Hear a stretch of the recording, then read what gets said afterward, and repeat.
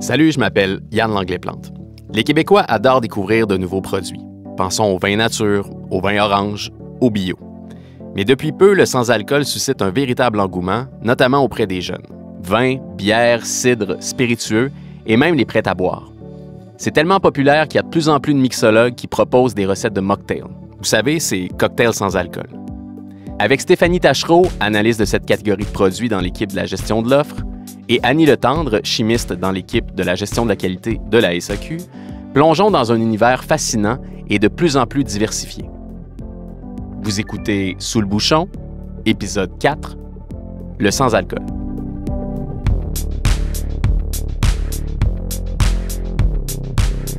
Stéphanie, Annie, bonjour à vous deux, merci d'être avec nous. D'abord, ma première question, je veux savoir un peu ce que vous faites à la SAQ. Je vais commencer par Stéphanie. Eh bien, moi, à la SAQ, je m'occupe des spiritueux et des prêts à boire et chapeaute également les produits sans alcool. Mon rôle, c'est d'enrichir notre offre de produits selon les tendances, puis de m'assurer de répondre à la demande des clients. C'est donc de sélectionner des produits, puis travailler avec nos partenaires à vraiment établir des stratégies de commercialisation. Et de ton côté, Annie, tu fais quoi exactement? Moi, je suis chimiste pour le service de la gestion de la qualité. Notre rôle comme chimiste, c'est de s'assurer que les produits que la SAQ commercialise sont de qualité et étiquetés de façon à bien informer le consommateur. Le tout en respectant les règles, les règlements, puis les lois en vigueur. Puis des lois puis des règlements dans notre domaine, il y en a énormément, autant au provincial qu'au fédéral. Puis en plus, la SAQ a ses propres exigences, comme par exemple pour le fonctionnement de ses opérations ou pour réduire son empreinte environnementale. La qualité d'un produit, ça va donc plus loin que des analyses chimiques.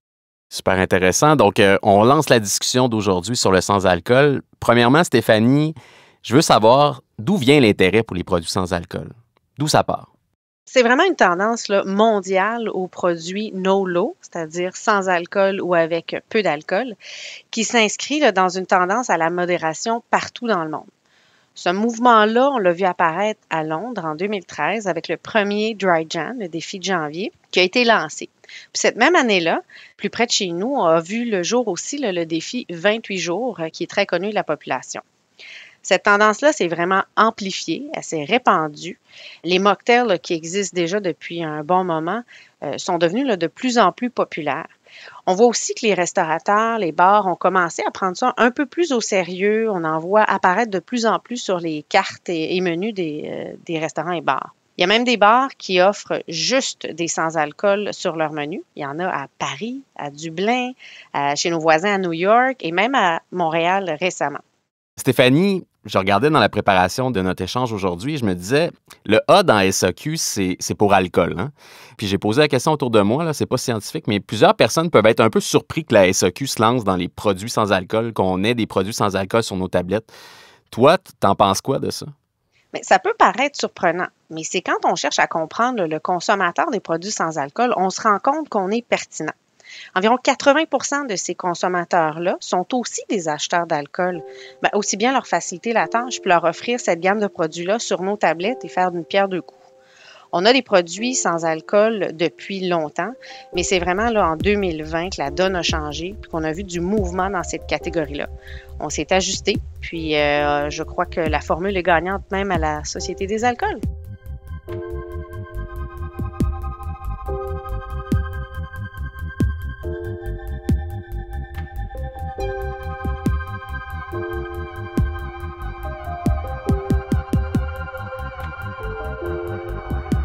Du côté de la gestion de la qualité maintenant, Annie, notre laboratoire a eu 100 ans en 2021. On est très reconnus, on est des spécialistes en analyse de produits alcooliques. Ça a changé quoi pour toi, l'arrivée du sans-alcool? Est-ce que ça a nécessité des ajustements de votre part, assez rapides, parce que l'engouement est assez récent? Donc, j'aimerais que tu nous parles de ça un peu. Ben oui, on s'est ajusté rapidement, mais heureusement, on partait pas de zéro. La SAQ commercialise des produits désalcoolisés depuis plusieurs années déjà. On a la chance d'avoir un super bon laboratoire qui est en mesure de réaliser des analyses sur plusieurs composés chimiques liés aux contaminants, à la composition des produits, puis aussi à leur qualité. Pour les sans-alcool, au niveau des analyses requises pour le contrôle qualité puis aussi pour l'étiquetage, il a fallu faire quelques recherches. On a commencé par regarder ce qui se fait ailleurs dans le monde. On s'est interrogé sur comment sont fabriqués ces produits-là. C'est quoi les additifs qui sont utilisés? Aussi, est-ce qu'il y a des risques de dépassement d'une norme pour un contaminant, par exemple, qui serait encadré par un règlement au Canada? La présence d'alcool dans un produit fait en sorte que des bactéries pathogènes ne peuvent pas se développer.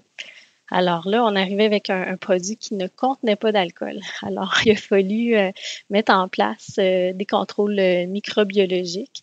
Donc, il a fallu, avec les fournisseurs, s'assurer d'avoir un processus qui nous permettait de contrôler et de garantir qu'ils faisaient bien les choses, puis que le risque microbiologique était bien contrôlé de leur côté.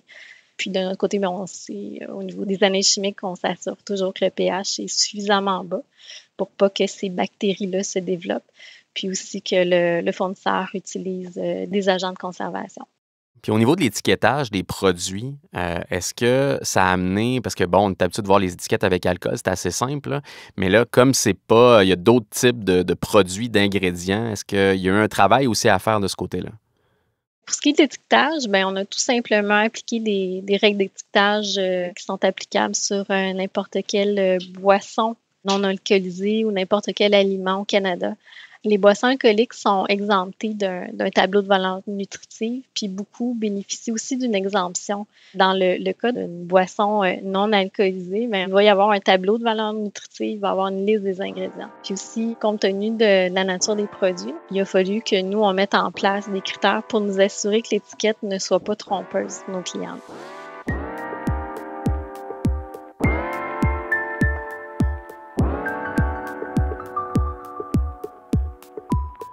Avec le sans-alcool, on parle de consommation consciente. Moi, j'ai déjà entendu parler du terme consommation responsable, évidemment, mais consommation consciente, ça veut dire quoi, Stéphanie? Ça rime à quoi, ça? Une consommation consciente, c'est quand les consommateurs là, s'engagent dans des pratiques pour réduire les effets négatifs d'une surconsommation. Les consommateurs des produits sans alcool ne sont pas contre la consommation d'alcool, mais ils souhaitent avoir une consommation plus réfléchie. Puis je pense que c'est un trend, une tendance qui est vraiment forte du côté des jeunes, hein. Ce qu'on observe, là, c'est une majorité de jeunes entre 21 et 34 ans, des jeunes adultes avec des jeunes familles qui veulent être plus conscients de ce qu'ils ingèrent. La mentalité a changé aussi. Puis les raisons qui les poussent à consommer là, des produits sans alcool, ils aiment le goût. Ils veulent pas des effets secondaires ou des effets indésirables là, qu'une consommation d'alcool pourrait avoir. Donc, ils veulent réduire leur consommation puis avoir un mode de vie beaucoup plus sain. Toi, Annie, de ton côté, on disait dans la préparation de ce balado que ça dépasse même l'alcool, ça, cette tendance-là, hein. Ça va bien plus loin que ça, là. Oui, effectivement. Les gens portent attention au pourcentage d'alcool des produits qu'ils consomment, mais aussi au taux de sucre. D'ailleurs, on reçoit beaucoup de questions au laboratoire puis à la gestion de la qualité concernant le taux de sucre dans nos produits. Puis on voit aussi cette tendance-là sur les étiquettes. Il y a de plus en plus de mentions qui sont relatives au pourcentage d'alcool ou la teneur en sucre, comme par exemple, on voit des termes légers, teneur réduite en alcool, sans sucre ajouté, puis j'en passe. Donc, c'est dans le mouvement des saines habitudes de consommation en général. Je me tourne vers Stéphanie. Donc, ce que je comprends, c'est qu'on offre en fait une alternative à nos clients là, qui souhaitent équilibrer leur consommation d'alcool, qui veulent consommer de manière consciente, responsable, peu importe le thème, mais qui veulent faire plus attention à leur consommation. Exactement. Les produits là, sans alcool, ils conviennent vraiment à ce mode de vie. Puis pour répondre à ce besoin-là, notre offre de produits, elle permet de compléter le panier d'achat. Donc, ce qu'on a fait, c'est qu'on a parcouru les succursales. On s'est aperçu que les produits étaient un petit peu répartis partout dans la succursale. Et puis pour aider là, cette expérience d'achat-là, on les a regroupés. On a commencé avec 50 succursales en 2020. On les a regroupés ensemble près des caisses. On a affiché la section, donc on l'a bien identifié. Puis ça a définitivement là, porté fruit. On l'a vu dans nos ventes. Donc, on l'a par la suite étendu dans tout le réseau de succursales. Les ventes avaient plus que doublé au début là, de l'année 2021 et même presque triplé dans les 3 premiers mois. On a compris qu'il y avait vraiment une demande et qu'on était à la bonne place. Donc, depuis 2020, on avait commencé là, l'introduction de nouvelles catégories. On a bonifié l'offre. On est toujours à la recherche d'une nouveauté. Puis, ce qui est le fun, c'est qu'il y a tellement de recherche et développement dans ce domaine-là, dû justement à la croissance mondiale, qu'on a accès de plus en plus à de très bons produits.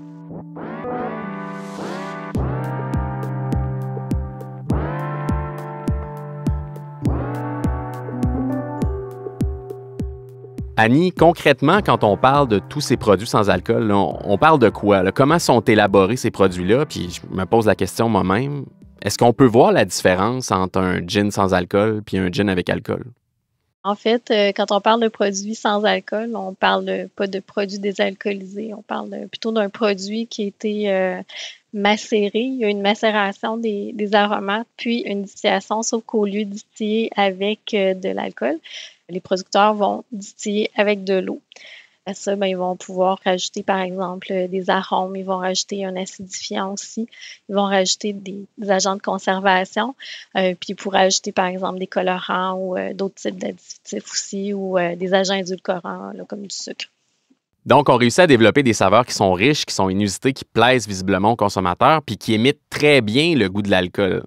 Non seulement elles imitent bien le goût de l'alcool, mais on est aussi capable d'aller chercher une certaine chaleur en bouche, de sorte qu'on va être capable d'avoir des spiritueux qui vont être aussi bons en mocktail que sur glace. On vient tout juste là, de lancer un whisky, oui, fait au Québec, sans alcool, qui est bon sur glace et qui réplique un petit peu la chaleur là, à l'aide d'un procédé du fournisseur. On a des liqueurs qui s'en viennent aussi, qui vont être bonnes sur glace. Bref, là, il y a vraiment beaucoup de possibilités là, à venir avec un goût au rendez-vous.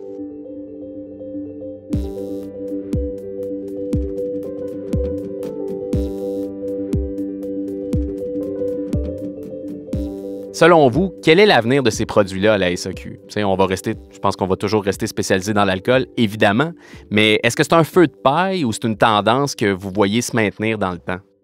Bien, non seulement c'est une tendance là, qui va se maintenir, mais je pense aussi qu'elle va continuer de prendre de l'ampleur. Il y a une grande firme là, de collecte de data et d'intelligence à Londres qui analyse les tendances du monde entier en alcool, puis qui estime que cette croissance va être de 30% d'ici 2024 dans le monde. Puis c'est sûr que dans la tendance, on est un peu derrière d'autres pays. Je pense à l'Europe, là, au Royaume-Uni, l'Allemagne, la France, l'Espagne, ce qui fait en sorte qu'on a tendance chez nous à croire que ça va même être plus important que ça. On a plusieurs nouveautés qui s'en viennent. On a même des bières là, IPA qu'on vient tout juste de rendre disponibles dans le marché. On continue d'en chercher. On a même trouvé des produits d'agave là, pour rappeler la tequila. C'est vraiment un monde en gros boom. Puis, toutes les possibilités sont devant nous. Ce qui est le fun, c'est qu'on a de plus en plus de fournisseurs d'ici en plus. On est capable de développer des produits avec des niches. Là, on se trouve des opportunités pas comblées. Et puis, on va vraiment tout mettre de l'avant là, pour continuer à garder une offre super intéressante sur nos tablettes. Puis toi, Annie, du côté de la gestion de la qualité, avec ton œil là, d'experte scientifique, comment tu vois l'émergence de cette tendance-là dans les mois, les années qui vont venir? Bien, c'est sûr que de notre côté, on remarque qu'il y a de plus en plus de fournisseurs qui nous présentent des produits sans alcool. Puis aussi, certains fournisseurs vont nous contacter pour obtenir de l'information dans le but de développer ce type de produit-là. Puis bon, nous, on va continuer de les accompagner pour les aider dans leurs projets. Stéphanie Tachereau, Annie Letendre, merci beaucoup d'avoir jasé sans alcool avec nous aujourd'hui. Merci, Yann. Merci. De plus en plus de gens sont soucieux des effets de l'alcool sur leur santé ou encore souhaitent consommer de manière plus responsable. Le sans-alcool permet de continuer d'être festif tout en consommant raisonnablement. Alors, on se donne rendez-vous pour un mocktail très bientôt.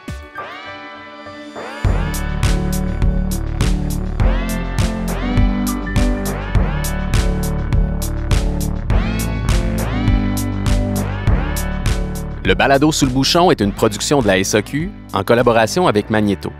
Idée originale, Yann Langlais-Plante et l'équipe des affaires publiques et communication de la SAQ.